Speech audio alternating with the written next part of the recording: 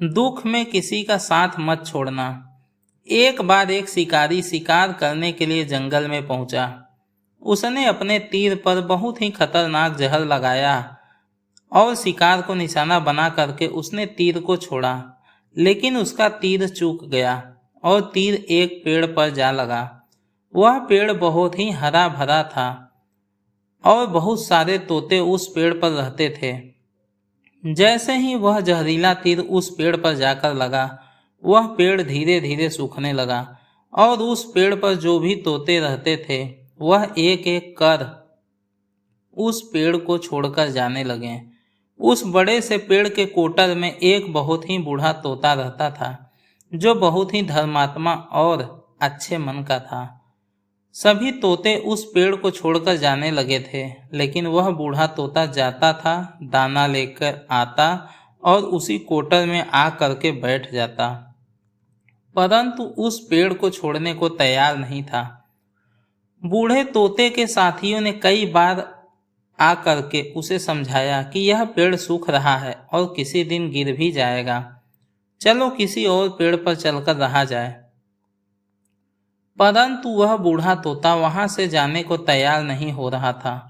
अब यह बात देवराज इंद्र तक पहुंची। उन्हें बताया गया कि एक तोता है, वह जिस पेड़ पर रहता है उस पेड़ पर एक जहरीला तीर लगने के कारण सूखने, गिरने और खत्म होने के कगार पर आ पहुंचा है, और एक बूढ़ा तोता अभी भी वहीं पर रह रहा है।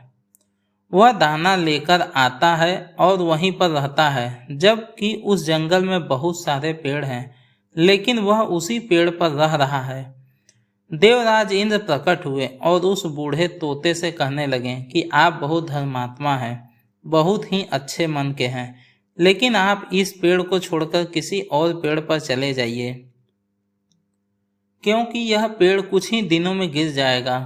तालाब के पास में बहुत से बड़े बड़े हरे भरे पेड़ हैं, बड़े बड़े कोटर हैं, उन पेड़ों का फल भी लगे हुए हैं, उन्हें वहीं पर तोड़कर खा सकते हैं, परंतु यहाँ से आप चले जाएं।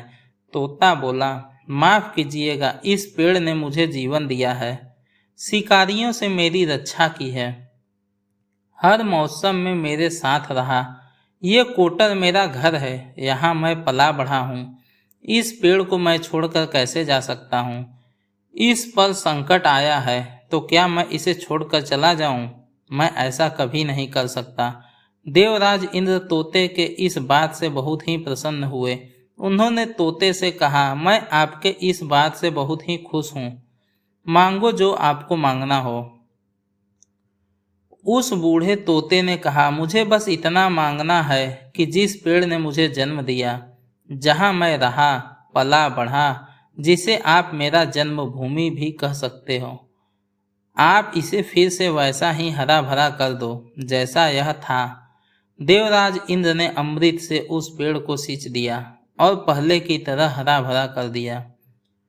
अब वापस से उस पेड़ पर आकर के बाकी तोते रहने लगे।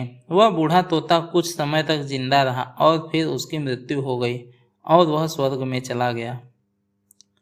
दोस्तों, ये कहानी हमें सिखाती है कि जब भी किसी इंसान का बुरा दौर आता है तो इमोशनली वह टूटा हुआ होता है, उसे किसी के सहारे की ज़रूरत होती है, किसी की आवश्यकता होती है।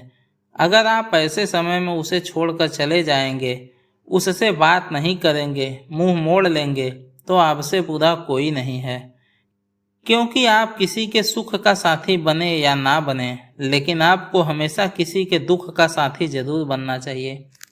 आशा करता हूँ दोस्तों आपको ये कहानी अच्छी लगी होगी। अगर कहानी अच्छी लगी है तो कहानी को लाइक करें, अपने दोस्तों के साथ शेयर करें, और अगर आप चैनल पर नए हैं तो हमारे चैनल को सब्सक्राइब अवश्य करें। धन्यवाद दोस्तों, मिलते हैं एक नई कहानी के साथ।